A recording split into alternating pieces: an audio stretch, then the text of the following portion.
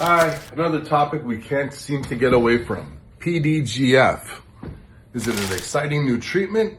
Is it illegal, dangerous, and experimental? Well, there are two camps to this at least, and a lot of people online have been arguing its efficacy. Let's look at this scientifically. PDGF has a lot of growth factors and has been used in regular medicine, diabetic wound ulcers, dental implants, orthopedic surgery for years. Sounds great.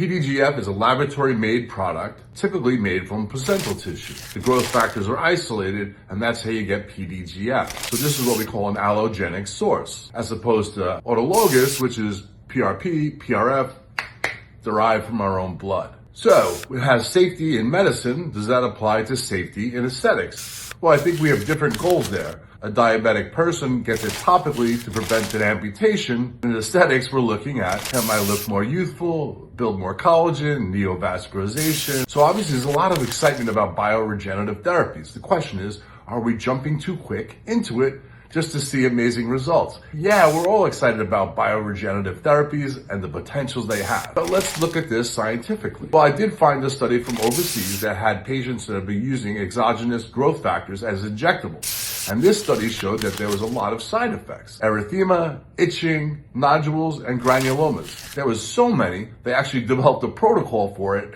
in this small study of 65 patients. If you ask the FDA, is it legal to do this? And you can look at their website, find out information on it. So the question of legality, I think, still remains out there. And the question is it an off-label use or is it really experimental? Botox, a lot of people will say, yeah, we use it off-label all the time, all over the body for many different reasons. But it also has a medical purpose and an aesthetic purpose, so injecting it elsewhere is just a different area of treatment. The other side is going to argue that it's a lot different because we're using a different form of PDGF when we're using the injectable that was meant for topical use. All opinions are welcome. I want to hear your thoughts. PDGF, exciting new treatment, I think we can all agree. But are we rushing it to market to get the benefits, or are we really putting patients at risk and questioning whether it's legal, off-label? Should we know more?